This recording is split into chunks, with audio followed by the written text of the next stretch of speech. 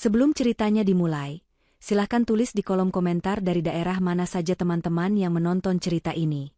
Jangan lupa like dan subscribe agar channel ini bisa semakin berkembang dan bisa mempersembahkan cerita yang lebih menarik lagi. Langit malam itu pecah tanpa ampun. Guntur menyambar bersahutan, seolah ikut meneriakkan kemarahan yang terpendam di dalam dada Kirana.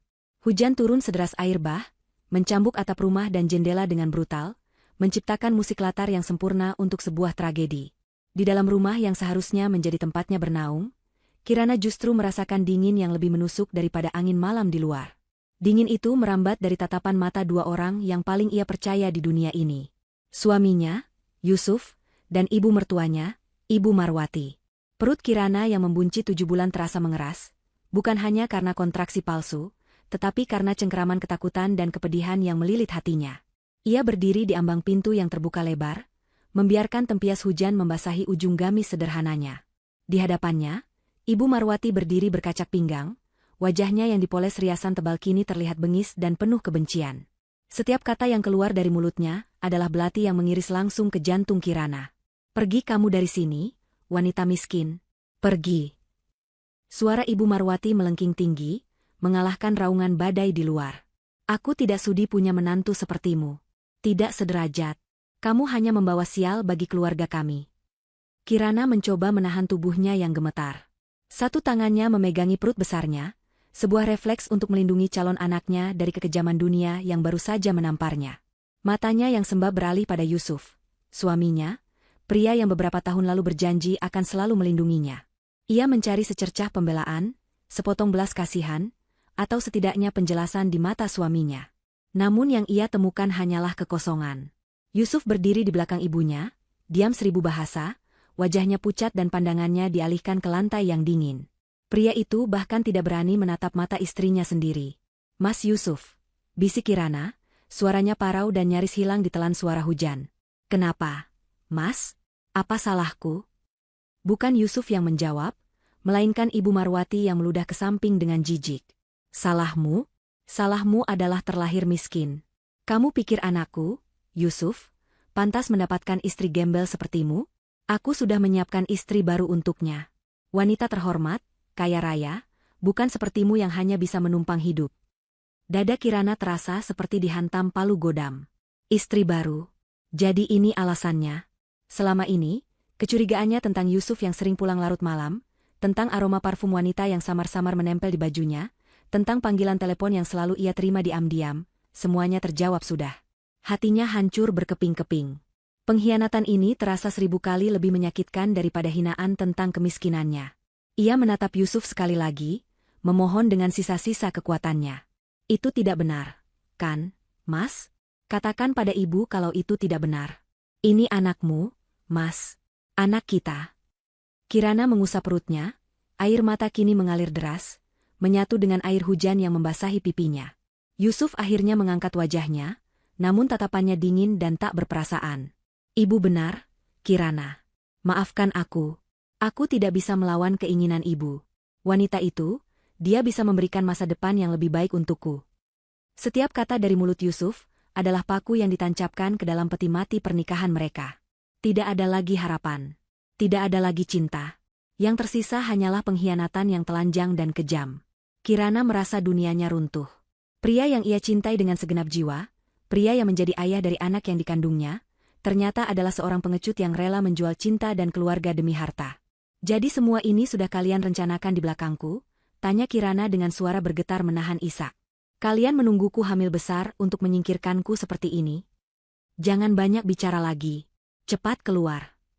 Ibu Marwati tidak memberinya waktu lagi. Dengan tenaga yang tidak disangka-sangka, wanita parubaya itu mendorong bahu Kirana dengan kasar. Kirana terhuyung ke belakang. Kakinya yang sedikit bengkak, karena kehamilan tidak mampu menahan keseimbangan.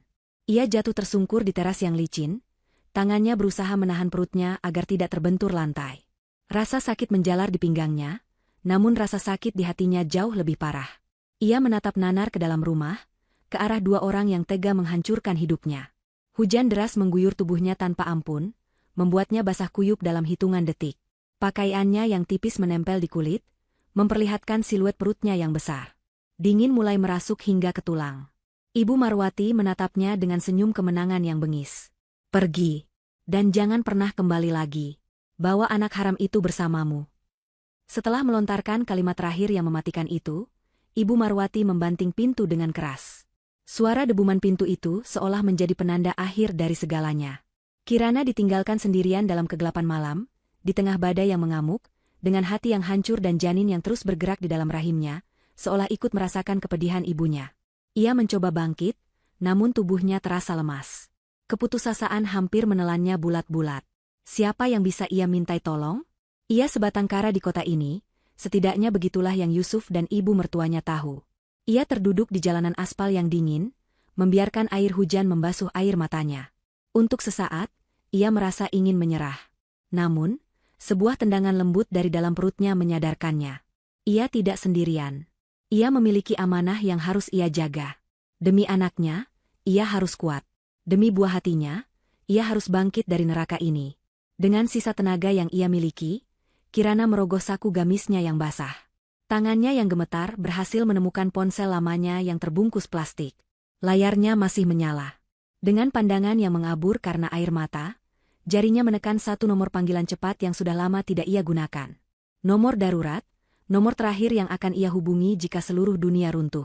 Dan malam ini, dunianya memang telah runtuh. Panggilan itu tersambung. Di seberang sana, terdengar suara seorang pria yang tenang dan penuh wibawa. Kirana menarik napas dalam-dalam, mencoba mengumpulkan suaranya yang tercekat. Pak Hadi, jemput saya. Suara Kirana terdengar seperti bisikan rapuh, nyaris ditelan oleh gemuruh guntur. Ia tidak perlu menyebutkan namanya. Pria di seberang telepon itu pasti tahu siapa dirinya. Di lokasi yang pernah saya kirim dulu. Sekarang. Hanya itu yang ia katakan. Tidak ada penjelasan, tidak ada isak tangis yang terdengar di telepon. Ia segera memutus panggilan, menyimpan kembali ponselnya ke dalam saku. Tenaganya seolah terkuras habis hanya untuk mengucapkan satu kalimat itu. Kini yang bisa ia lakukan hanyalah menunggu. Ia memeluk perutnya erat-erat, mencoba memberikan kehangatan bagi calon bayinya di tengah guyuran hujan yang semakin menjadi-jadi. Ia bersandar di pilar gerbang, matanya menatap kosong ke jalanan yang gelap. Di dalam rumah, dari balik jendela yang berembun, Ibu Marwati dan Yusuf mengintip keluar. Mereka melihat Kirana yang terduduk menyedihkan di tepi jalan, basah kuyup seperti anak kucing yang terbuang. Bukannya merasa iba, Ibu Marwati justru tersenyum sinis. Lihat anakmu itu, Yusuf, cibirnya. Paling-paling dia sedang menelepon keluarganya yang miskin di desa. Mengemis minta dijemput. Biarkan saja dia. Biar mereka tahu rasa, berani-beraninya menjodohkan anak mereka dengan putraku. Yusuf hanya diam, namun di dalam hatinya ada sedikit keraguan. Ia mengenal Kirana sebagai wanita yang tegar. Ia tidak pernah mengeluh atau meminta-minta. Melihatnya begitu putus asa membuatnya merasa sedikit bersalah. Namun perasaan itu segera ia tepis.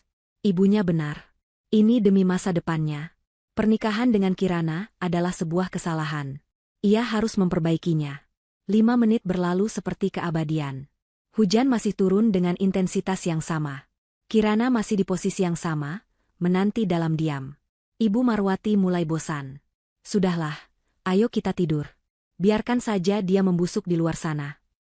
Namun, tepat saat mereka hendak beranjak dari jendela, seberkas cahaya yang sangat terang tiba-tiba menyorot dari ujung jalan. Cahaya itu begitu kuat, menembus pekatnya malam dan tirai hujan. Awalnya mereka mengira itu hanya lampu mobil biasa. Tapi kemudian, cahaya itu bertambah.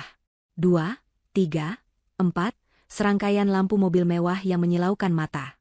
Mobil-mobil itu bergerak perlahan namun pasti, seolah dalam sebuah arak-arakan resmi. Jantung Yusuf mulai berdebar kencang. Itu bukan mobil-mobil biasa. Ia bisa mengenali siluet beberapa di antaranya. Mercedes-Benz S-Class hitam legam, Toyota Alphard putih mutiara, diikuti oleh beberapa SUV pengawal berwarna hitam pekat. Ibu Marwati mengerutkan keningnya. Siapa itu? Ada pejabat mau lewat? Konvoi mobil mewah itu berhenti tepat di depan rumah mereka, memenuhi sepanjang jalan yang sempit. Mesinnya yang halus nyaris tak terdengar, kontras dengan suara badai yang berisik. Warga sekitar yang masih terjaga mulai mengintip dari balik jendela mereka, bertanya-tanya gerangan apa yang terjadi. Suasana menjadi tegang. Pintu mobil Mercedes yang paling depan terbuka. Seorang pria tegap berjas hitam turun dengan sigap, membawa sebuah payung besar yang langsung ia kembangkan. Pria itu, Pak Hadi, memiliki postur tubuh seorang militer, wajahnya tegas dan tatapannya tajam. Ia sama sekali tidak mempedulikan rumah Yusuf. Matanya langsung tertuju pada sosok Kirana yang terduduk lemah di dekat gerbang. Dengan langkah cepat dan penuh hormat, Pak Hadi menghampiri Kirana. Ia memayungi tubuh wanita itu, melindunginya dari derasnya hujan. "Nona muda Kirana, Anda tidak apa-apa?" tanyanya dengan suara yang syarat akan kekhawatiran. Tuan Besar sangat cemas. Melihat pemandangan itu, Yusuf dan Ibu Marwati tidak bisa lagi hanya berdiam diri di dalam rumah. Rasa penasaran dan firasat buruk mendorong mereka untuk keluar. Dengan payung seadanya, mereka melangkah ke teras, mata mereka terpaku pada adegan di depan mereka. "Nona muda? Tuan Besar? Siapa yang dimaksud pria berjas ini?" Pak Hadi membantu Kirana berdiri dengan sangat hati-hati, seolah Kirana adalah barang porselen yang paling berharga di dunia. Ia membersihkan beberapa daun basah yang menempel di gamis Kirana dengan tangannya sendiri. Kirana akhirnya mengangkat wajahnya. Tidak ada lagi air mata di sana. Yang ada hanyalah tatapan dingin yang menusuk, tatapan yang belum pernah Yusuf lihat sebelumnya. "Saya tidak apa-apa, Pak Hadi. Hanya sedikit kedinginan," jawab Kirana. Suaranya kini terdengar tenang dan berwibawa. Yusuf dan Ibu Marwati mendekat, wajah mereka pucat pasi dan penuh kebingungan. "Kirana? Siapa dia? Apa yang terjadi?" tanya Yusuf dengan suara gugup. Pak Hadi menoleh, tatapan matanya yang tajam kini mengunci Yusuf dan Ibu Marwati. Aura mengintimidasi langsung terpancar dari dirinya. "Kalian yang bertanya apa yang terjadi?" Suaranya berat dan dingin, setiap katanya penuh penekanan. "Perkenalkan, saya Hadi, ajudan pribadi gubernur. Dan wanita yang baru saja kalian usir, kalian hina, dan kalian biarkan kedinginan di tengah hujan badai ini." Pak Hadi berhenti sejenak, membiarkan ketegangan mencapai puncaknya. Ia kemudian membungkukkan badannya sedikit ke arah Kirana dengan penuh takzim. Adalah Kirana Setiawati, putri angkat satu-satunya dari Bapak Gubernur Joko Susanto. Dunia Ibu Marwati dan Yusuf seolah berhenti berputar. Jantung mereka serasa jatuh ke perut. Gubernur? Putri gubernur? Kepala mereka pusing, telinga mereka berdengung. Ini tidak mungkin. Ini pasti hanya mimpi buruk. Wanita sederhana yang mereka anggap gembel, wanita yang baru saja mereka tendang keluar, adalah anak dari orang paling berkuasa di provinsi ini. Keringat dingin mulai membanjiri tubuh mereka, bercampur dengan air hujan. Kaki Ibu Marwati terasa lemas hingga ia nyaris terjatuh. Wajah Yusuf menjadi sepucat mayat. Kirana menatap wajah-wajah pucat itu tanpa ekspresi. Ia maju selangkah, tatapannya yang dingin kini dihiasi seulas senyum tipis yang mengerikan. "Kalian terkejut?" bisiknya. Ia kemudian berpaling pada Pak Hadi. "Pak Hadi, tolong pastikan mereka tidak bisa pergi kemana-mana. Saya tidak mau mereka lari dari tanggung jawab." Pak Hadi mengangguk patuh. "Siap, Nona muda." Kirana kemudian menatap kembali mantan suami dan ibu mertuanya yang masih membeku karena syok. "Kalian telah memulai sebuah permainan yang kejam malam ini. Sekarang, izinkan aku yang menentukan bagaimana permainan ini akan berakhir." Ia berhenti sejenak, membiarkan kata-katanya meresap. Pesta baru saja akan dimulai. Kata-kata Kirana menggantung di udara malam yang basah, lebih dingin dari hembusan angin badai. Pesta baru saja akan dimulai. Kalimat itu, diucapkan dengan suara yang tenang namun penuh penekanan, menjadi genderang perang yang ditabuh tepat di telinga Yusuf dan Ibu Marwati. Tubuh mereka yang sudah lemas seolah disambar petir untuk kedua kalinya. "Pesta?" Di tengah bencana yang baru saja menimpa mereka, kata itu terdengar seperti sebuah kutukan, sebuah janji akan penderitaan yang akan datang. Pak Hadi, tanpa menunggu perintah lebih lanjut, memberikan isyarat kecil dengan tangannya. Seketika, pintu-pintu mobil SUV hitam di belakangnya terbuka serempak. Beberapa pria berbadan tegap, mengenakan setelan jas yang sama rapinya, turun dengan gerakan yang terkoordinasi. Mereka tidak membawa senjata yang terlihat, namun aura disiplin dan kekuatan yang mereka pancarkan jauh lebih mengintimidasi daripada ancaman fisik manapun. Mereka menyebar, membentuk barikade manusia yang senyap di sekeliling rumah, memblokir setiap jalan keluar. Beberapa tetangga yang tadinya hanya mengintip penasaran, kini buru-buru menutup kembali pintu dan jendela mereka, tidak mau ikut campur dalam urusan yang jelas berada di luar jangkauan mereka. Ibu Marwati, yang pertama kali pulih dari keterkejutannya, mencoba menyangkal kenyataan. Logikanya menolak untuk menerima informasi yang baru saja menghantamnya. Ini pasti salah paham. Mungkin Kirana menyewa orang-orang ini untuk menakut-nakuti mereka. Ya, itu pasti. Mana mungkin gadis desa yang lugu dan miskin itu adalah putri seorang gubernur. Jangan mengarang cerita kamu, Kirana, seru Ibu Marwati, suaranya bergetar hebat meskipun ia berusaha terdengar tegar. Kamu pikir kami akan percaya dengan sandiwara murahan ini? Kamu menyewa mereka, kan? Berapa kamu bayar mereka untuk berakting seperti ini? Kirana menatap ibu mertuanya, tatapan yang dulu selalu penuh hormat dan sedikit ketakutan kini berubah menjadi tatapan kasihan. Menyewa? Kirana tertawa kecil, suara tawa yang terdengar asing dan menakutkan di telinga Yusuf. Ibu, untuk apa saya menyewa orang? Orang-orang ini, mobil-mobil ini, bahkan pakaian yang saya kenakan di bawah gamis basah ini, nilainya lebih mahal daripada rumah dan seluruh isinya yang begitu ibu banggakan. Yusuf menelan ludah dengan susah payah. Tenggorokannya terasa kering dan tercekat.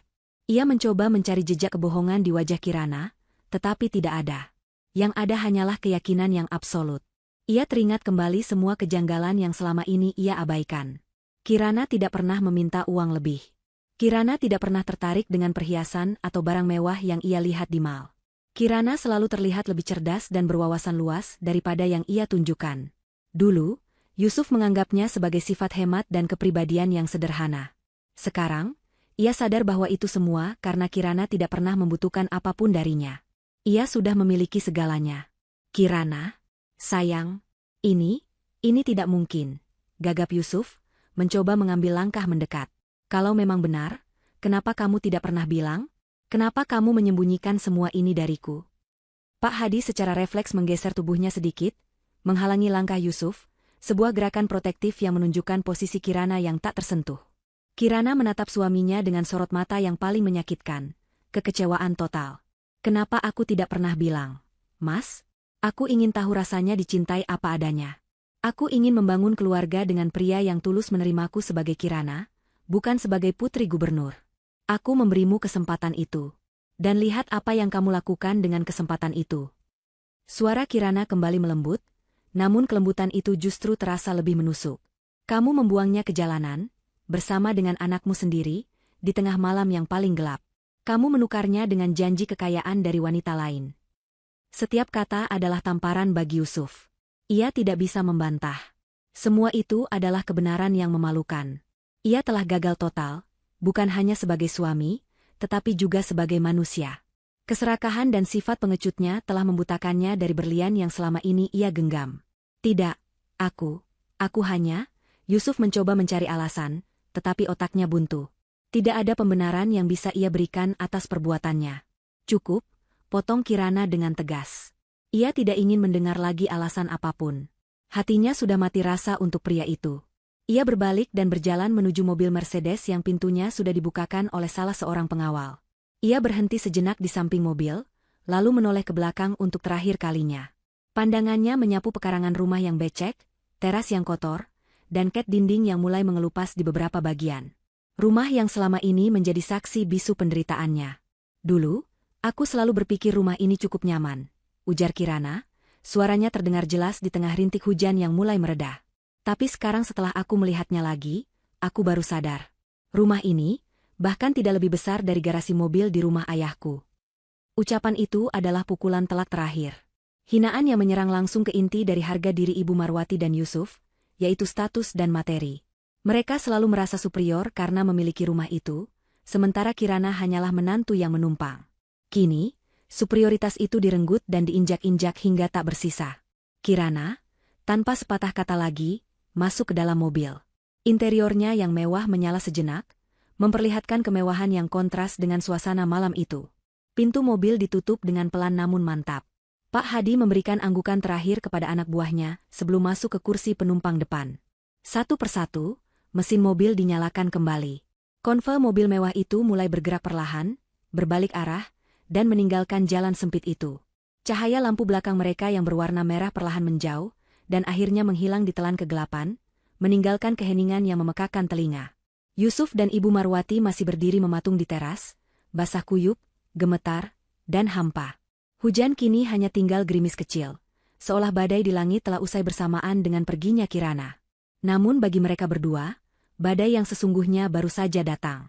Mereka saling pandang, mencari jawaban di wajah masing-masing, namun yang mereka temukan hanyalah ketakutan dan penyesalan yang tak terhingga.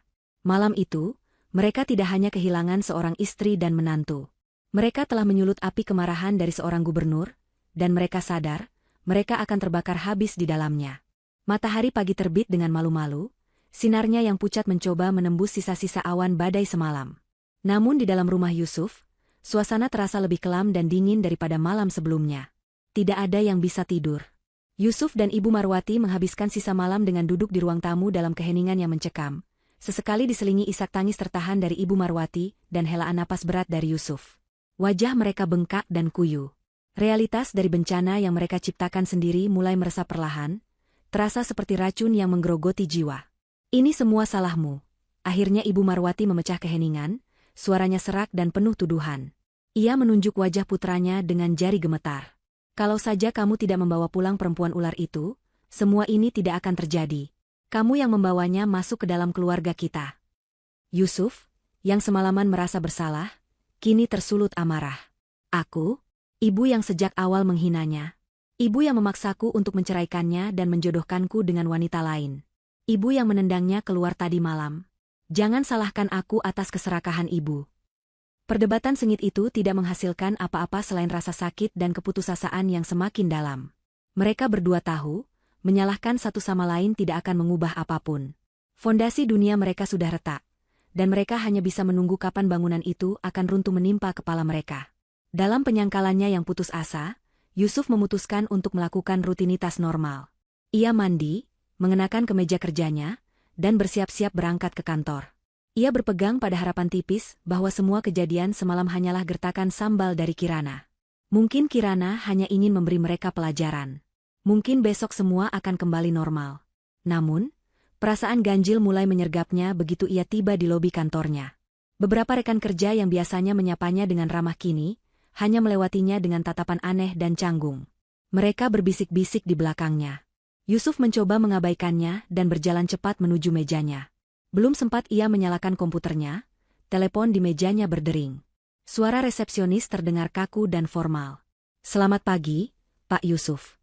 Anda diminta untuk segera ke ruang HRD di lantai 15. Jantung Yusuf berdebar kencang. Panggilan ke ruang HRD di pagi hari tidak pernah menjadi pertanda baik. Dengan langkah berat, ia menuju lift. Di dalam ruang HRD yang dingin dan berinterior modern, sudah menunggu manajer personalia dan kepala divisinya. Wajah mereka serius, tanpa senyum sedikit pun. Mereka tidak menawarinya duduk. Yusuf, kepala divisinya memulai tanpa basa-basi. Dengan berat hati, kami harus memberitahukan bahwa terhitung sejak hari ini, hubungan kerja antara perusahaan dengan Anda kami akhiri. Dunia Yusuf seakan berhenti. Apa? Dipecat? Tapi kenapa? Apa salah saya? Kinerja saya baik, saya tidak pernah melakukan pelanggaran.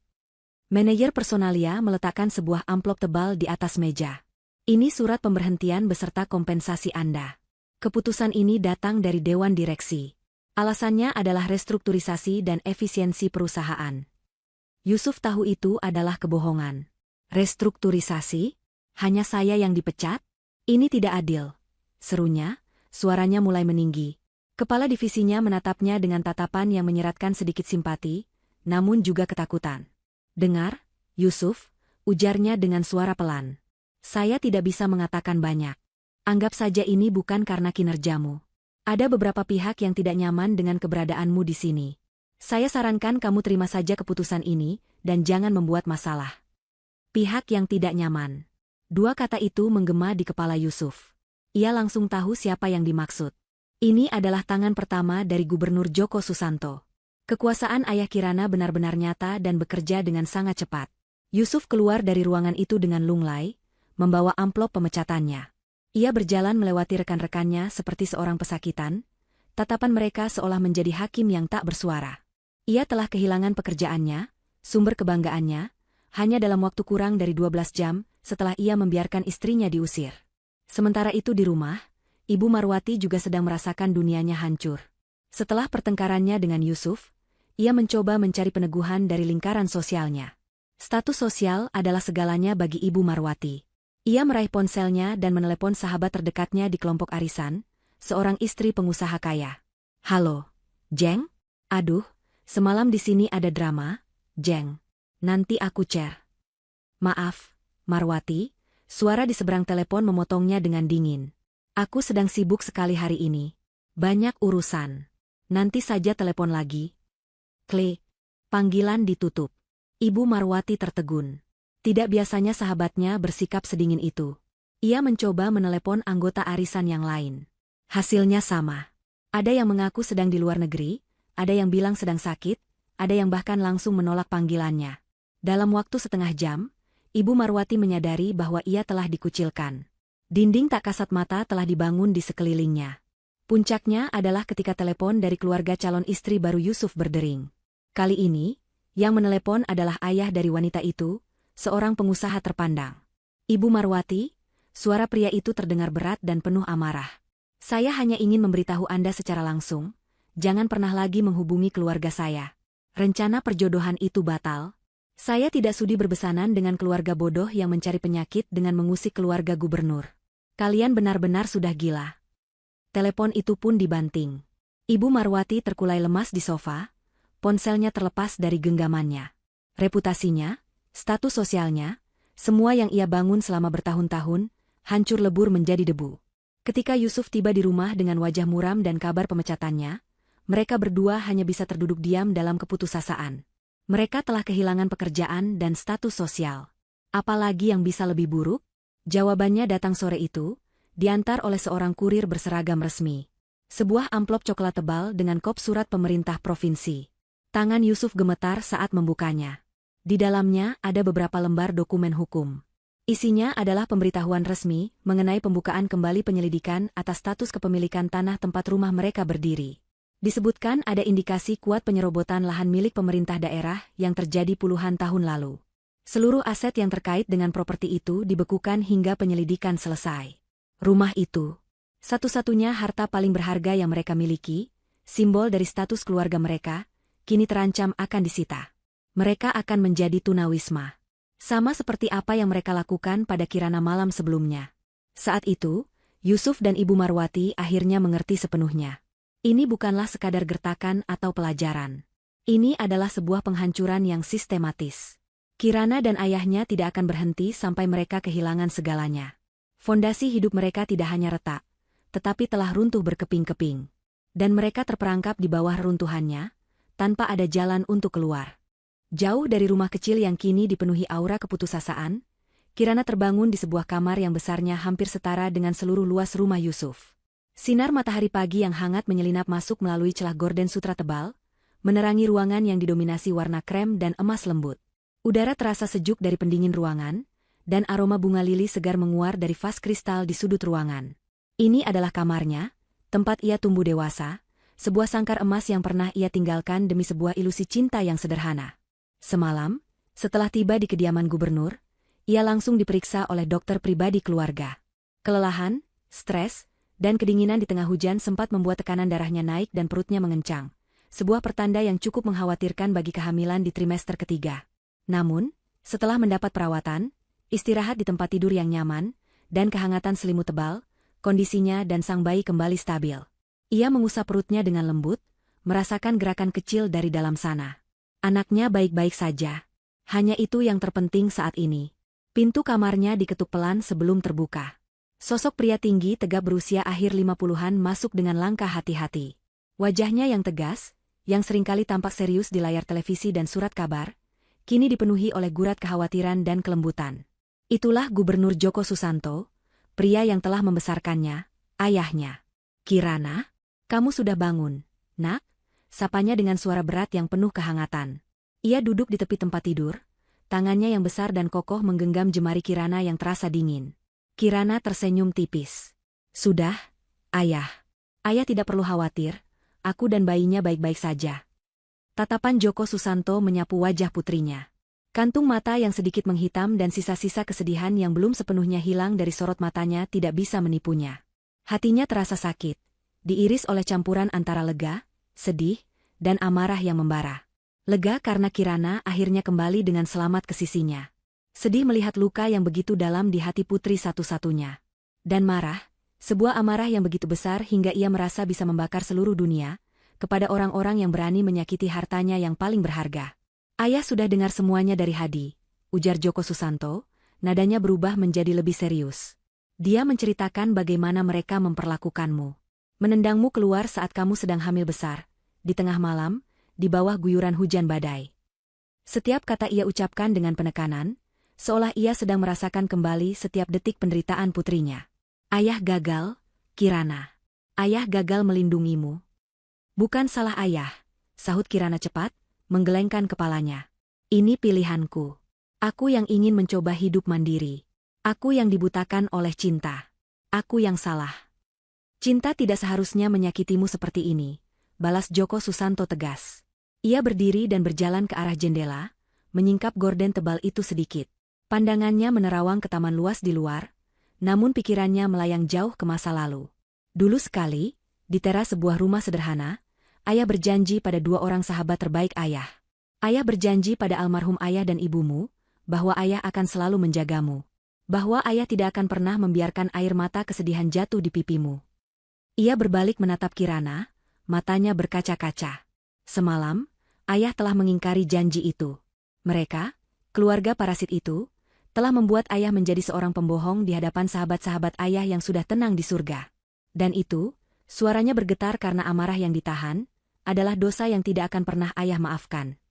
Kemarahan Gubernur Djoko Susanto bukanlah kemarahan seorang pejabat yang kekuasaannya diusik. Ini adalah kemarahan seorang ayah yang putrinya dilukai, kemarahan seorang wali yang amanahnya dikhianati. Ini adalah hal yang sangat personal. Ayah, bisik Kirana, ikut merasakan gelombang emosi ayahnya. Mereka pikir mereka siapa? Lanjut Djoko Susanto, kini mondar-mandir di dalam ruangan. Mereka pikir karena kamu datang dengan rendah hati, kamu bisa mereka injak-injak?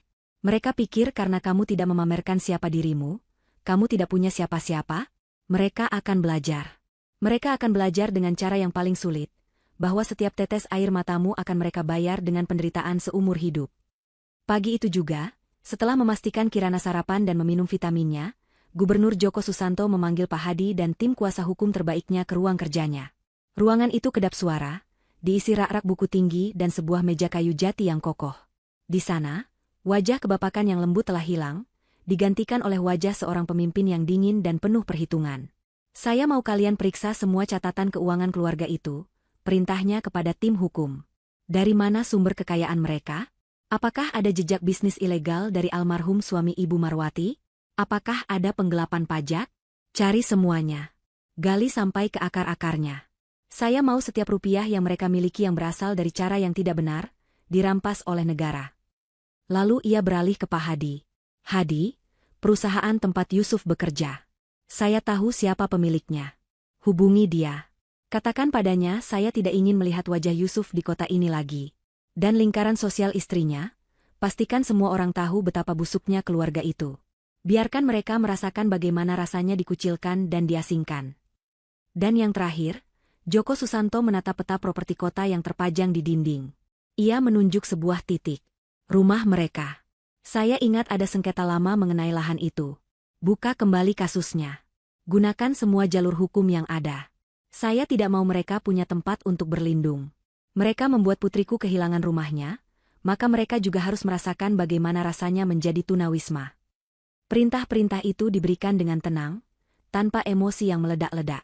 Justru ketenangan itulah yang membuatnya terdengar begitu mematikan. Ini bukan balas dendam yang membabi buta. Ini adalah sebuah eksekusi yang terencana, sistematis, dan menghancurkan. Gubernur Djoko Susanto akan menggunakan kekuasaan dan hukum, dua senjata paling tajam yang ia miliki, untuk meruntuhkan dunia orang-orang yang telah berani menyakiti putrinya. Ia tidak akan berhenti sampai mereka tidak punya apa-apa lagi selain penyesalan. 2 hari berlalu dalam siksaan mental yang tak berkesudahan bagi Yusuf dan Ibu Marwati. Kabar pemecatan, pengucilan sosial, dan ancaman penyitaan rumah telah merampas semua sisa-sisa harga diri dan harapan mereka. Mereka hidup dalam ketakutan, setiap dering telepon atau ketukan di pintu membuat mereka terlonjak kaget. Kemarahan dan saling menyalahkan telah berganti menjadi kepanikan yang akut. Mereka sadar, satu-satunya jalan keluar dari neraka ini adalah dengan memohon pengampunan langsung dari Kirana. Kita harus menemuinya, Bu, kata Yusuf dengan suara putus asa. Mereka duduk di ruang tamu yang terasa lengang dan dingin, perabotan di dalamnya seolah sudah kehilangan nilainya. Kita harus bersujud di kakinya kalau perlu. Hanya Kirana yang bisa menghentikan ayahnya. Ibu Marwati, yang seumur hidupnya selalu angkuh, kini tidak punya pilihan lain selain setuju. Harga dirinya sudah tidak berarti apa-apa jika dibandingkan dengan ancaman kehilangan segalanya. Pagi itu, dengan sisa uang yang mereka miliki, mereka menyewa sebuah taksi dan menuju ke alamat yang paling mereka takuti sekaligus paling mereka harapkan, kediaman resmi gubernur. Perjalanan ke sana terasa seperti perjalanan menuju tiang gantungan. Melewati jalanan kota yang ramai, mereka melihat baliho-baliho besar yang menampilkan wajah Gubernur Djoko Susanto, tersenyum ramah dengan slogan-slogan pembangunan. Wajah yang dulu mereka lihat dengan biasa saja, kini tampak seperti wajah seorang hakim yang siap menjatuhkan vonis. Kompleks kediaman gubernur terletak di kawasan paling elit di kota itu, dikelilingi tembok tinggi dan pepohonan rindang. Semakin dekat mereka ke tujuan, semakin kecil dan tidak berarti mereka merasa. Taksi berhenti di depan sebuah gerbang besi tempat raksasa yang dijaga oleh beberapa petugas berseragam. Yusuf turun dengan kaki gemetar, diikuti oleh ibunya. Ia mendekati pos jaga dengan sikap serendah mungkin. "Selamat pagi, Pak. Saya Yusuf. Saya mau bertemu dengan Kirana," ujarnya kepada seorang petugas yang menatapnya dengan curiga. Petugas itu mengangkat alisnya. "Kirana? Tidak ada nama itu di daftar tamu. Anda sudah punya janji?" "Tidak, Pak, tapi ini sangat penting. Saya suaminya." Aku Yusuf dengan suara pelan, merasa malu dengan status yang baru saja ia buang itu. Petugas itu menatapnya dari atas ke bawah, lalu melirik Ibu Marwati dengan pandangan meremehkan. Ia kemudian berbicara melalui interkom. Beberapa saat kemudian, ia kembali menatap Yusuf dengan wajah datar. "Tidak ada yang bernama Kirana di sini. Dan kalaupun ada, Tuan Besar Gubernur tidak menerima tamu tanpa janji temu. Silakan pergi." "Tapi, Pak, tolonglah. Ini menyangkut hidup dan mati kami. Bilang saja pada Kirana, Yusuf dan ibunya datang memohon maaf," seru Ibu Marwati, kepanikannya mengalahkan rasa malunya. "Saya sudah bilang, tidak bisa," balas petugas itu dengan tegas, tangannya sudah memberi isyarat agar mereka segera menyingkir. "Kalau ibu terus membuat keributan di sini, saya terpaksa akan mengambil tindakan." Dinding penolakan itu begitu kokoh dan tak tertembus. Mereka hanyalah debu di depan gerbang istana ini. Dengan perasaan hancur dan terhina, mereka kembali ke taksi. Pintu pertama telah tertutup rapat di depan wajah mereka. Di tengah perjalanan pulang yang senyap, sebuah ide gila terlintas di benak Yusuf. Ia teringat cerita Kirana tentang latar belakangnya. Kirana pernah memberinya sebuah alamat di desa kecil yang cukup jauh dari kota, tempat yang ia sebut sebagai rumah peninggalan orang tuanya. Mungkin, jika mereka tidak bisa menemui Kirana, mereka bisa menemui kerabatnya di sana. Mungkin ada paman atau bibi yang bisa mereka mohon untuk membantu berbicara dengan Kirana. Itu adalah harapan terakhir mereka, setipis apapun itu. Mereka menyewa mobil rental murah dan melakukan perjalanan panjang ke desa tersebut. Perjalanan itu memakan waktu beberapa jam, melewati jalanan yang semakin sempit dan berkelok. Harapan palsu memberi mereka sedikit kekuatan untuk terus maju. Akhirnya, mereka tiba di sebuah desa kecil yang asri. Sesuai petunjuk alamat, mereka menemukan sebuah rumah kayu sederhana yang tampak terawat namun kosong. "Ini rumahnya," kata Yusuf. Hatinya mencelos. Rumah itu persis seperti yang Kirana ceritakan. Sederhana, tenang, dikelilingi kebun kecil. Mereka turun dan mencoba mengetuk pintu, tetapi tidak ada jawaban. Mereka bertanya kepada seorang ibu tua yang sedang menyapu halaman di rumah sebelahnya. "Permisi, Bu. Kami mencari keluarga dari Kirana yang dulu tinggal di sini," tanya Ibu Marwati dengan sopan santun yang dipaksakan. Ibu tua itu menatap mereka dengan ramah. "Oh, rumah ini sudah lama kosong, Neng. Sejak orang tuanya Kirana meninggal puluhan tahun lalu dalam kecelakaan itu." Yusuf dan Ibu Marwati saling pandang. Jadi, Kirana tidak berbohong soal orang tuanya yang sudah meninggal. Ibu tua itu melanjutkan ceritanya sambil tersenyum mengenang. "Kasihan si Kirana, jadi yatim piatu. Untung saja ada sahabat baik bapaknya yang mau mengangkatnya jadi anak. Orangnya baik sekali, hebat lagi. Dulu sering kesini sama bapaknya Kirana, mancing di sungai belakang. Siapa sangka, sekarang sahabat bapaknya Kirana itu jadi gubernur kita." Sambaran petir di siang bolong tidak akan terasa lebih mengejutkan dari kata-kata ibu tua itu. Gubernur?" gagap Yusuf. "Iya, Pak Djoko Susanto itu. Dia sayang sekali sama Kirana, sudah dianggap seperti anak kandungnya sendiri.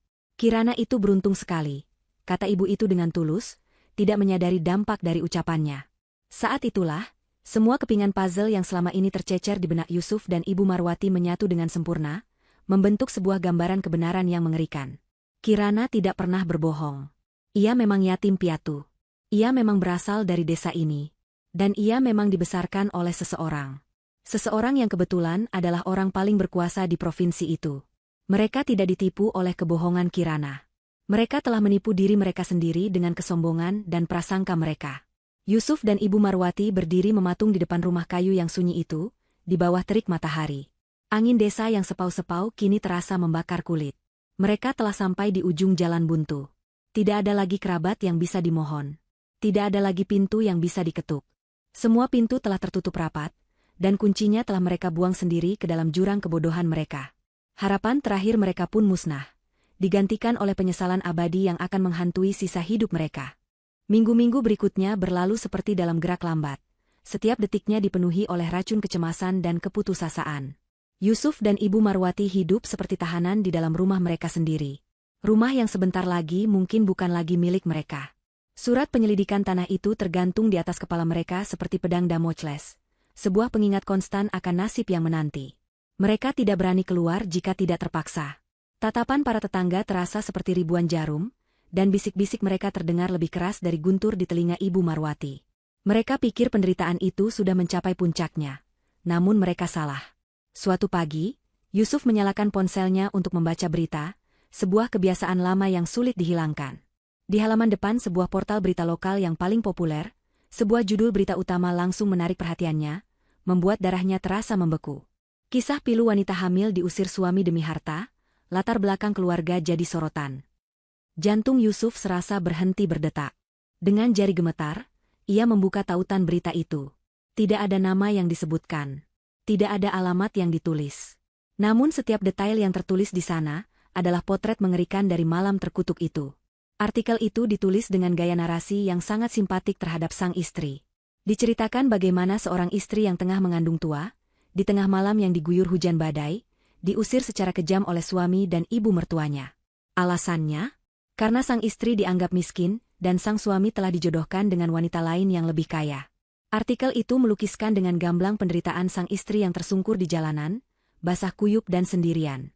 Paragraf-paragraf berikutnya mulai terasa lebih tajam dan mengancam.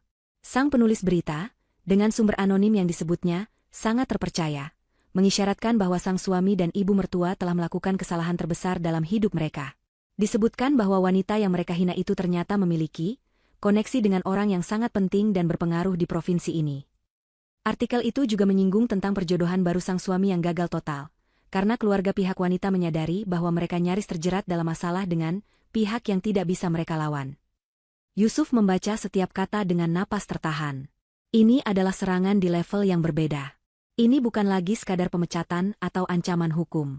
Ini adalah penghukuman sosial. Reputasinya, yang sudah hancur di lingkungan kantor, kini dihancurkan di hadapan seluruh pembaca berita di provinsi itu. Bu, Ibu, panggilnya dengan suara parau.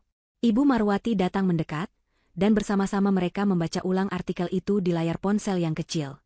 Wajah Ibu Marwati yang sudah pucat kini berubah menjadi kelabu. Mereka menulis tentang kita. Desisnya, matanya membelalak ngeri. Semua orang akan tahu. Semua orang akan menertawakan kita. Kita sudah tamat, Yusuf. Tamat. Dampak dari artikel itu datang lebih cepat dari yang mereka duga. Telepon rumah mereka yang sudah lama tak berdering, tiba-tiba berdering tanpa henti. Panggilan itu datang dari kerabat-kerabat jauh yang selama ini selalu memuji-muji mereka. Nada mereka kini berubah total, dari kekaguman menjadi cemoohan dan tuduhan. Mereka dianggap telah mencoreng nama baik keluarga besar. Beberapa bahkan mengutuk mereka karena kebodohan mereka. Puncaknya adalah sebuah panggilan telepon dari nomor yang tidak dikenal. Yusuf mengangkatnya dengan ragu. Suara di seberang terdengar berat dan penuh amarah yang tertahan. Itu adalah suara ayah dari wanita yang nyaris dijodohkan dengannya. Yusuf, geram suara itu. Dengar baik-baik, kamu dan ibumu. Gara-gara keserakahan kalian, bisnis keluargaku sekarang diobrak-abrik. Kantor pajak datang setiap hari, semua izin proyekku yang sedang berjalan tiba-tiba dibekukan tanpa alasan yang jelas. Kalian tahu siapa yang kalian usik? Kalian tidak hanya menghancurkan hidup kalian sendiri, tapi kalian juga menyeret kami ke dalam neraka. Pak, saya minta maaf, gagap Yusuf. Aku tidak butuh permintaan maafmu, bentak pria itu. Aku hanya ingin memberimu peringatan. Jangan pernah sekalipun mencoba mengaitkan nama keluargaku dengan masalahmu. Jika aku mendengar namamu atau nama ibumu lagi, aku sendiri yang akan memastikan kalian menyesal. Paham? Telepon ditutup dengan kasar. Yusuf dan Ibu Marwati terduduk lemas. Mereka kini tidak hanya dimusuhi oleh seorang gubernur. Mereka dimusuhi oleh semua orang. Mereka telah menjadi racun, wabah yang dijauhi oleh siapapun yang tidak ingin ikut tertimpa sial. Kekuatan Gubernur Joko Susanto terasa begitu absolut dan mengerikan, menjalar ke setiap sendi kehidupan, menghancurkan tidak hanya target utamanya, tetapi juga siapapun yang pernah bersinggungan dengan mereka. Harga sebuah pengkhianatan ternyata jauh lebih mahal dari yang pernah mereka bayangkan. Mereka tidak hanya harus membayarnya dengan harta dan status, tetapi juga dengan kehormatan dan nama baik hingga tak bersisa sedikit pun. Setelah berminggu-minggu terisolasi dalam penderitaan, ketika tabungan mereka menipis dan surat peringatan penyitaan rumah sudah datang untuk kedua kalinya, secercah harapan yang aneh muncul. Sebuah pesan singkat masuk ke ponsel Yusuf dari nomor yang tidak dikenal. Pesan itu singkat, dingin, dan formal. Atas nama Nona Muda Kirana, Anda dan Ibu Marwati diminta untuk hadir dalam sebuah pertemuan. Hari Sabtu, pukul 3 sore, di Anggrek Lounge, Hotel Mahameru. Kehadiran Anda diharapkan. Hormat kami, Hadi. Pesan itu tidak terasa seperti sebuah undangan, melainkan sebuah panggilan menghadap. Hotel Mahameru adalah hotel bintang 5 paling mewah di kota itu, sebuah tempat yang biasanya hanya mereka datangi untuk acara-acara paling bergengsi. Kini, mereka harus datang ke sana sebagai pesakitan. Namun, secercah harapan tetap menyala. Mungkin Kirana sudah luluh. Mungkin ia mau memaafkan dan menghentikan semua ini. Pada hari yang ditentukan, Yusuf dan Ibu Marwati mempersiapkan diri sebaik mungkin. Namun, tidak ada pakaian yang bisa menutupi kekuyuan wajah dan sorot mata mereka yang penuh ketakutan. Ibu Marwati yang biasanya tampil glamor kini, hanya mengenakan gamis sederhana dan riasan tipis yang gagal menutupi lingkaran hitam di bawah matanya. Yusuf mengenakan kemeja batik terbaiknya yang kini terasa sedikit longgar di badannya yang menyusut. Mereka datang ke Hotel Mahameru dengan taksi online, merasa seperti rakyat jelata yang salah masuk ke istana. Lobi hotel yang megah dengan lantai marmer mengkilap dan lampu kristal raksasa, membuat mereka semakin merasa kecil. Anggrek Lounge terletak di lantai atas dengan pemandangan kota yang menakjubkan. Saat mereka masuk, seorang pelayan langsung mengantar mereka ke sebuah area privat di sudut ruangan. Di sana, di sebuah sofa empuk, Kirana sudah menunggu. Penampilan Kirana membuat napas mereka tercekat. Perutnya yang besar kini terlihat semakin jelas. Terbalut gaun kehamilan elegan berwarna pastel yang membuatnya tampak anggun. Wajahnya tenang, dirias tipis, dan memancarkan aura kesehatan dan kekuatan. Di sampingnya, tidak jauh, Pak Hadi berdiri tegap seperti patung. Kehadirannya menjadi pengingat bisu akan kekuatan yang melindungi wanita itu. Melihat Kirana, semua pertahanan Yusuf dan Ibu Marwati runtuh seketika. Ibu Marwati, tanpa pikir panjang, langsung menjatuhkan dirinya berlutut di lantai marmer yang dingin. Kirana, nak, maafkan ibu, isaknya, air mata membanjiri wajahnya. Ibu sudah berdosa padamu. Nak, ibu buta, ibu sombong, ibu jahat. Tolong, nak, maafkan semua kesalahan ibu. Ibu mohon, hentikan semua ini. Kami sudah tidak sanggup lagi. Yusuf ikut berlutut di samping ibunya. Ia meraih ujung gaun Kirana, namun Pak Hadi berdeham pelan, membuatnya menarik kembali tangannya dengan cepat. Kirana, sayangku, rintih Yusuf, suaranya bergetar hebat. Aku bersalah. Aku suami yang paling bodoh dan paling jahat di dunia ini. Aku dibutakan oleh ibuku, oleh harta, tapi di dalam hatiku, aku bersumpah aku masih mencintaimu. Demi Tuhan, Kirana. Aku mohon, beri aku satu kesempatan lagi. Demi anak kita, aku akan melakukan apa saja.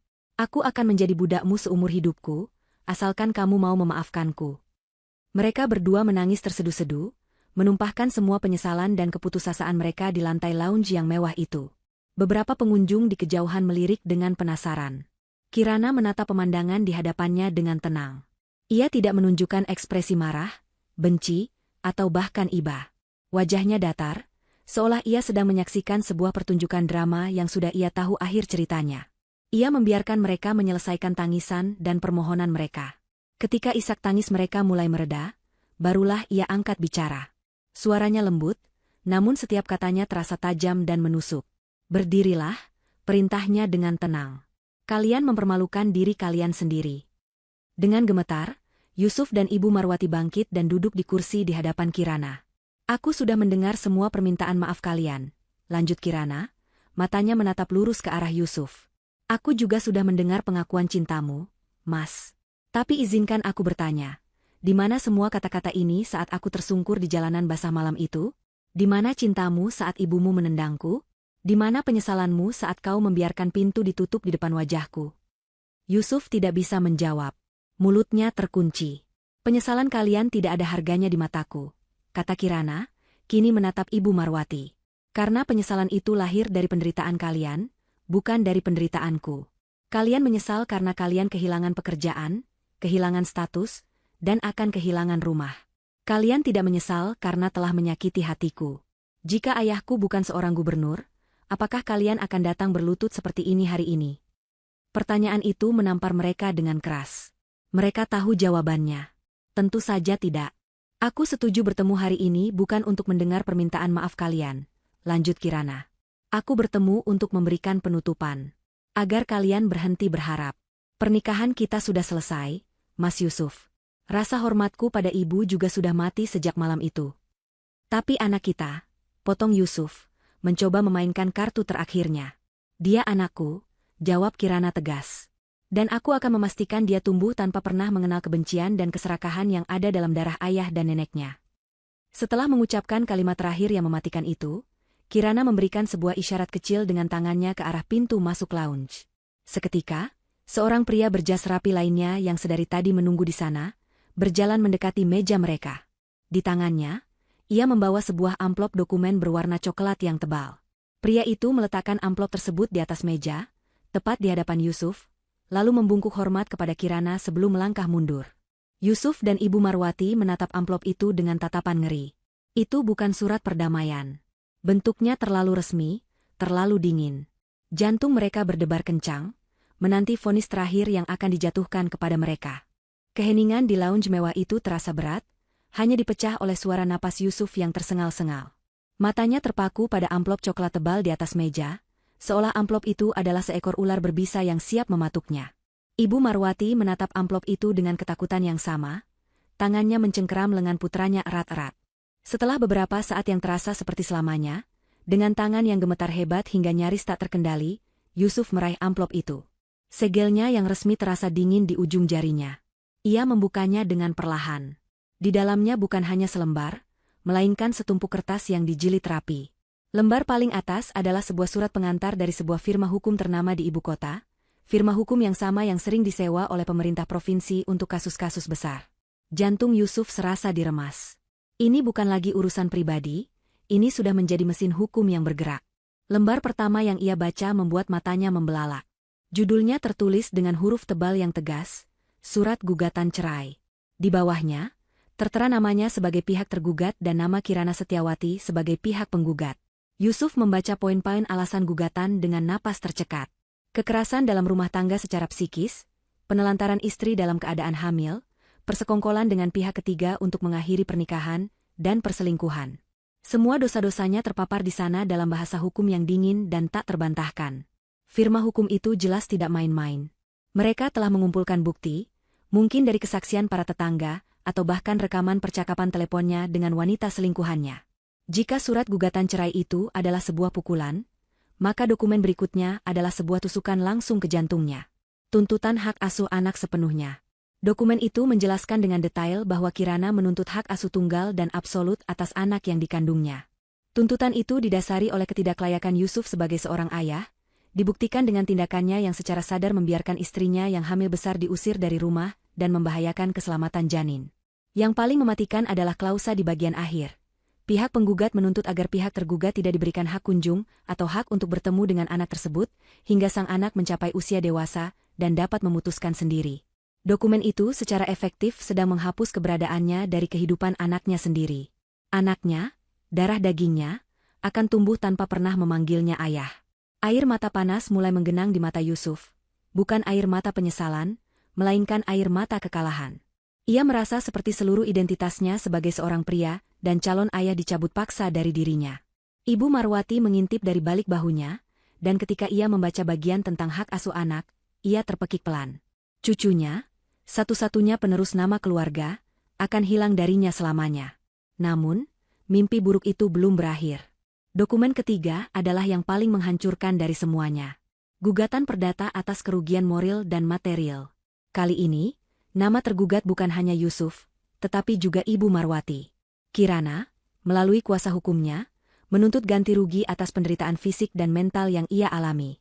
Disebutkan di sana tekanan psikologis hebat yang bisa membahayakan kehamilan, risiko kesehatan akibat diusir ke tengah hujan badai, dan penghinaan publik yang ia terima. Angka yang tertera di bagian akhir tuntutan ganti rugi itu begitu besar, dengan begitu banyak angka nol di belakangnya, hingga kepala Yusuf terasa pusing.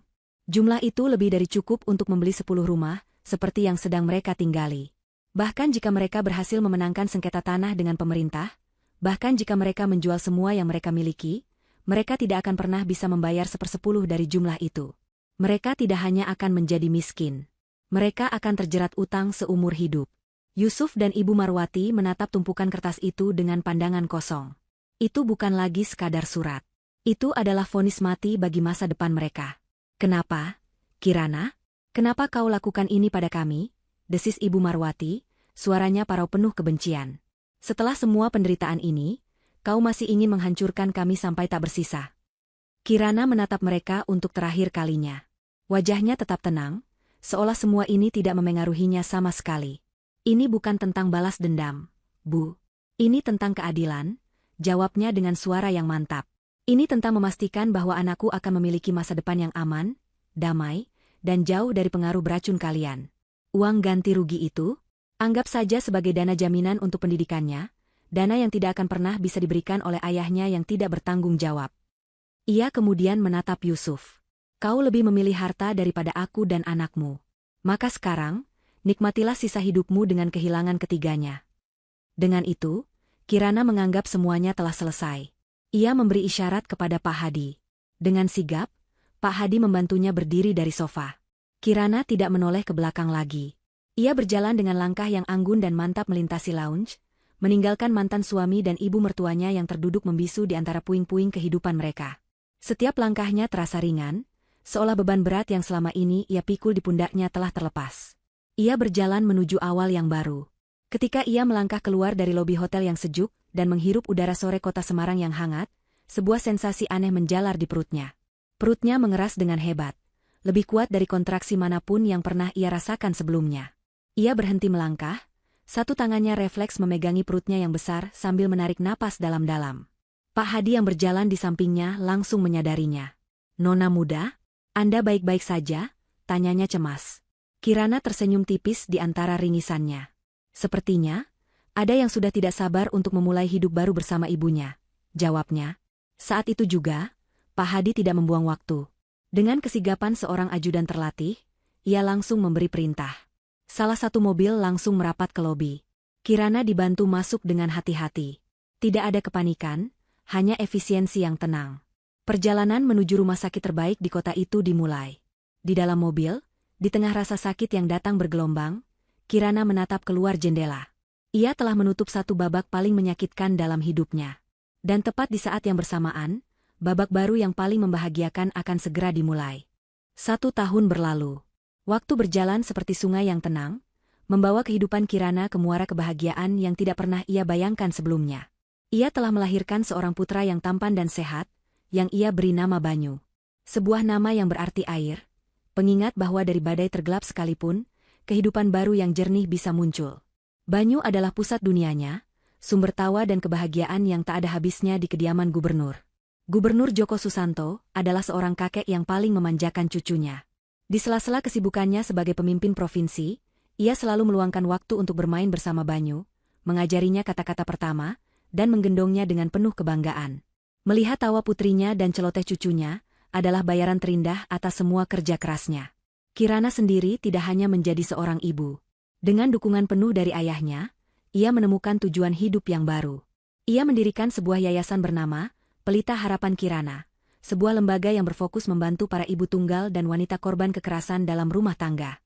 Ia menggunakan pengalamannya sebagai kekuatan, memberikan perlindungan hukum, dukungan psikologis, dan pelatihan keterampilan bagi wanita-wanita yang senasib dengannya. Ia menjadi inspirasi, sosok yang membuktikan bahwa seorang wanita bisa bangkit dari keterpurukan dan bersinar lebih terang dari sebelumnya. Di sisi lain kota Semarang, di sebuah gang sempit dan becek di kawasan industri, waktu berjalan seperti rawa yang menghisap kehidupan. Di sanalah Yusuf dan Ibu Marwati kini tinggal. Mereka menempati sebuah kamar kontrakan petak yang pengap, dengan dinding yang lembab dan cat yang mengelupas. Rumah mewah mereka telah lama disita oleh negara. Gugatan perdata dari Kirana merampas semua sisa tabungan dan aset mereka.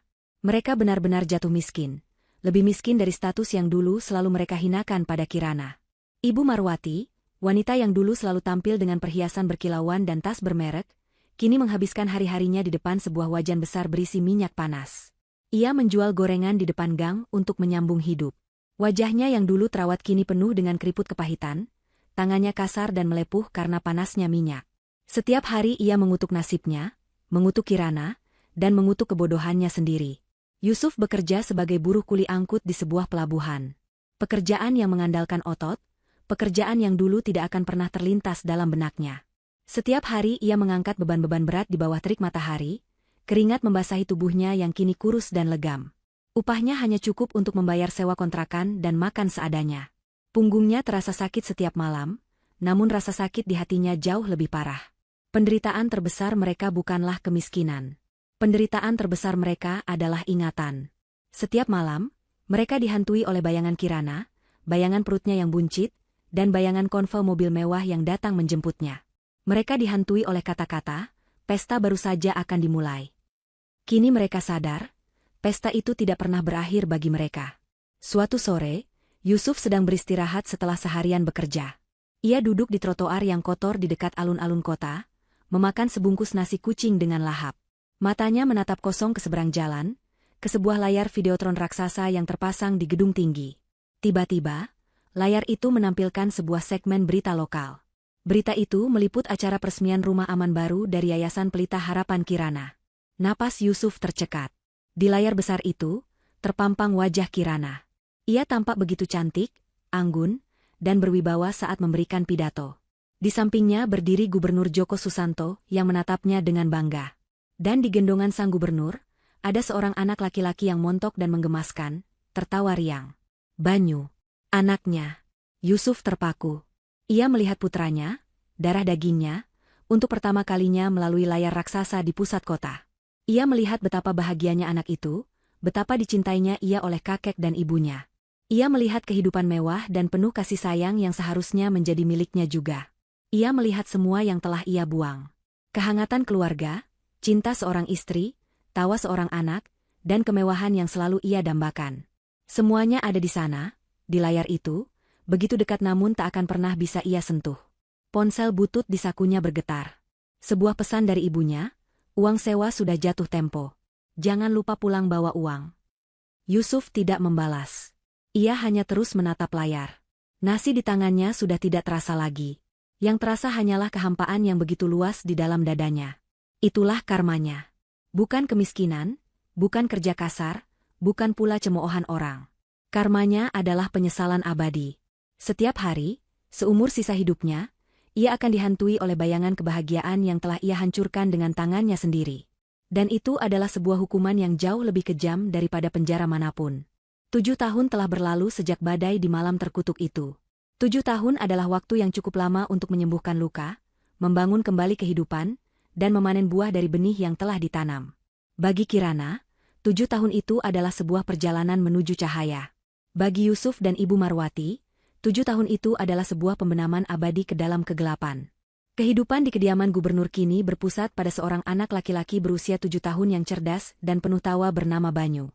Hari itu adalah hari ulang tahunnya, dan taman belakang yang luas telah diubah menjadi surga bagi anak-anak. Ada istana balon raksasa, badut, dan meja-meja panjang yang dipenuhi kue dan makanan lezat. Namun, yang membuat pesta itu istimewa bukanlah kemewahannya. Tamu-tamu utama Banyu adalah teman-teman sebayanya dari berbagai rumah singgah yang berada di bawah naungan Yayasan Pelita Harapan Kirana. Ini adalah tradisi yang Kirana mulai sejak ulang tahun pertama putranya, sebuah cara untuk mengajarkan Banyu tentang rasa syukur dan empati sejak dini. Kirana, yang kini berusia 30-an, memancarkan aura ketenangan dan kebijaksanaan. Ia bukan lagi hanya putri seorang gubernur, ia adalah seorang tokoh di dunianya sendiri. Yayasan yang ia rintis telah berkembang pesat, menjadi salah satu lembaga advokasi perempuan dan anak paling dihormati di negeri ini. Ia sering berbicara di forum-forum nasional, suaranya yang lembut namun tegas menjadi harapan bagi banyak wanita yang tertindas. Penderitaan masa lalunya tidak ia kubur, melainkan ia ubah menjadi sebuah lentera untuk menerangi jalan bagi orang lain. Ibu, lihat, seru Banyu sambil berlari ke arahnya, menunjukkan gambar robot yang baru saja ia selesaikan di pojok mewarnai. Kirana berjongkok, menyamakan tingginya dengan sang putra. Wah, bagus sekali, sayang. Robotnya gagah sekali. Ia merapikan poni Banyu yang sedikit basah oleh keringat. Di mata putranya, ia bisa melihat kecerdasan ayahnya, Gubernur Djoko Susanto, dan kehangatan dari kakek nenek kandungnya yang tidak pernah ia temui. Eyang Kakung di mana, Bu? Tanya Banyu sambil celingukan. Itu dia, jawab Kirana sambil menunjuk ke arah saung di sudut taman. Di sana, Gubernur Djoko Susanto, yang kini rambutnya lebih banyak dihiasi uban, sedang duduk dan bercerita dengan beberapa anak dari panti asuhan. Jabatannya sebagai gubernur mungkin akan segera berakhir seiring masa baktinya yang tuntas, namun perannya sebagai seorang kakek adalah peran seumur hidup yang paling ia nikmati. Ia melihat Kirana dan Banyu, lalu tersenyum dan melambaikan tangan. Malam harinya, setelah semua tamu pulang, ketiganya duduk di teras belakang, menikmati kue ulang tahun yang tersisa. Banyu, dengan kepolosan seorang anak, tiba-tiba bertanya, "Ibu, semua teman Banyu punya ayah. Ayah Banyu di mana?" Pertanyaan itu, yang Kirana tahu suatu saat akan datang, tidak lagi terasa menyakitkan. Ia sudah mempersiapkan hatinya dan jawabannya. Ia memeluk putranya dengan erat. "Ayah Banyu ada," jawabnya dengan lembut. "Tapi ayah dan ibu tidak bisa bersama lagi. Sama seperti teman Banyu, ada yang orang tuanya tinggal di kota yang berbeda.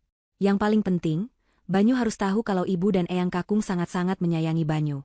Cinta untuk Banyu tidak akan pernah berkurang sedikitpun." Gubernur Djoko Susanto menimpali dengan bijak, dan seorang laki-laki sejati itu, Banyu, dinilai bukan dari siapa ayahnya, tapi dari perbuatannya. Jadilah anak yang baik, yang jujur, dan yang peduli pada orang lain. Itulah yang akan membuatmu menjadi pria yang hebat. Banyu mengangguk, tampak puas dengan jawaban itu. Baginya, dunia sudah lengkap dengan kehadiran ibu dan kakeknya. Ia tidak merasakan kekurangan apapun. Kirana menatap ayahnya dengan penuh rasa terima kasih. Mereka telah berhasil membangun sebuah benteng cinta yang kokoh di sekitar Banyu, melindunginya dari bayang-bayang masa lalu.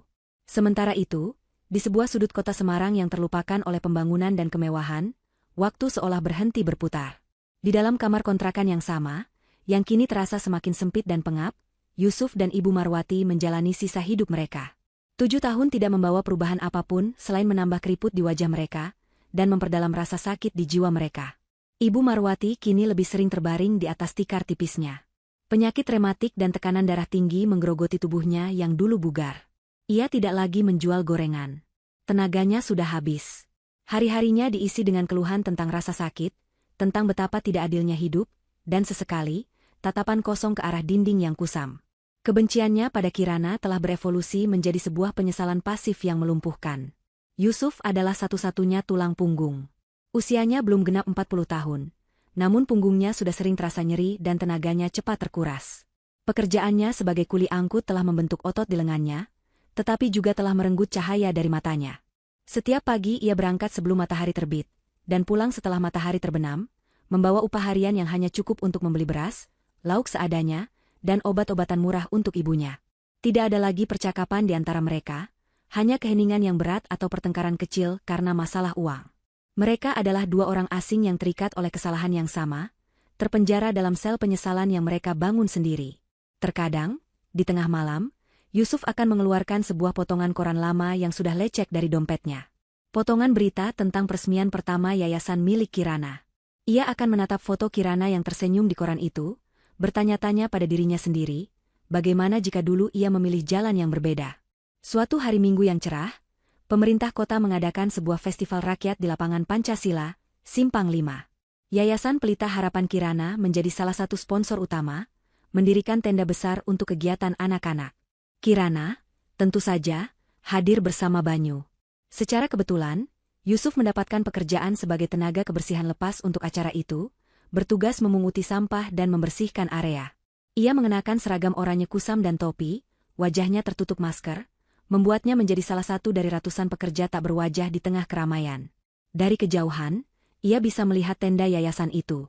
Ia melihat Kirana, yang tampak begitu anggun dan berkelas, sedang berbicara dengan beberapa tamu penting. Dan ia melihat Banyu, putranya, berlarian dengan riang bersama anak-anak lain. Hatinya terasa seperti ditusuk ribuan beling. Ia hanya bisa melihat dari jauh, seperti hantu yang mengamati dunia yang seharusnya menjadi miliknya. Sebuah insiden kecil terjadi. Banyu, saat sedang asyik mengejar sebuah balon, berlari terlalu kencang dan terpisah dari pengawasan ibunya. Ia menabrak kerumunan orang dan sedikit kehilangan arah. Dalam kepanikannya yang sesaat, ia tidak sengaja menabrak seorang petugas kebersihan yang sedang membungkuk mengambil botol plastik. Aduh, pekik Banyu saat ia terjatuh. Yusuf, petugas kebersihan itu, terkejut dan langsung berbalik. Ia melihat seorang anak laki-laki yang tampan dengan pakaian bagus terduduk di tanah. Refleks, ia mengulurkan tangannya yang kasar dan dekil untuk membantu anak itu berdiri. Tidak apa-apa, Dik, tanyanya, suaranya serak.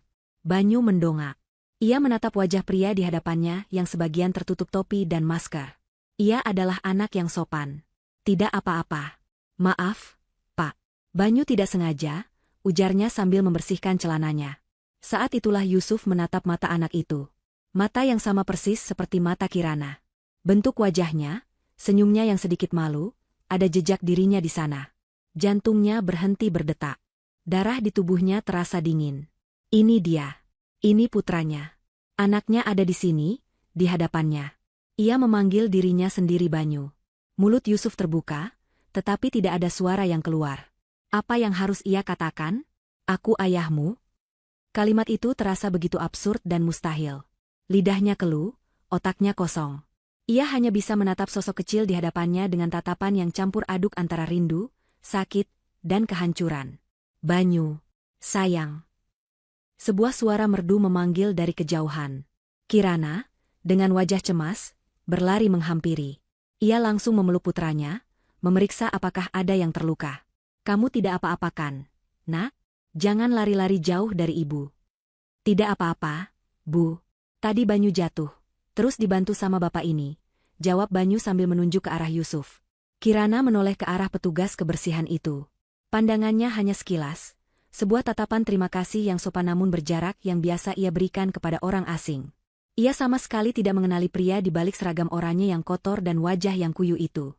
Baginya, Yusuf hanyalah seorang petugas kebersihan anonim, bagian dari latar belakang panggung kehidupannya yang gemilang. Terima kasih, Pak, ucap Kirana singkat. Kemudian, ia menggandeng tangan Banyu dan berjalan menjauh, kembali ke dunianya yang terang benderang. Yusuf tetap berdiri mematung di tempatnya, kantong sampah di tangannya terasa begitu berat. Ia baru saja melihat putranya. Ia baru saja berbicara dengan putranya. Dan putranya memanggilnya, Bapak, sebuah panggilan umum untuk orang asing yang lebih tua. Ia baru saja berhadapan dengan Kirana, dan Kirana menatapnya tanpa sedikit pun tanda pengenalan. Saat itulah ia mengerti arti karma yang sesungguhnya. Hukumannya bukanlah kemiskinan atau kerja keras. Hukumannya adalah menjadi tidak terlihat. Dihapus. Dianggap tidak pernah ada. Bagi istri yang pernah ia cintai dan anak kandungnya sendiri, ia hanyalah seorang petugas kebersihan tanpa nama. Ia bukan lagi seorang penjahat dalam cerita mereka. Ia bahkan tidak ada dalam cerita itu sama sekali. Ia menundukkan kepalanya, membiarkan riuh rendah festival di sekelilingnya menjadi suara latar bagi keheningan abadi di dalam jiwanya. Tidak ada lagi amarah, tidak ada lagi harapan. Yang tersisa hanyalah sebuah lubang hitam penyesalan yang akan menemaninya hingga akhir hayat. Dan di ujung jalan kehidupannya yang sunyi, hanya ada gema dari tawa seorang anak yang tidak akan pernah ia kenal. Tidak akan pernah ia kenal. Tidak akan pernah ia kenal. Tidak akan pernah ia kenal. Tidak akan pernah ia kenal. Tidak akan pernah ia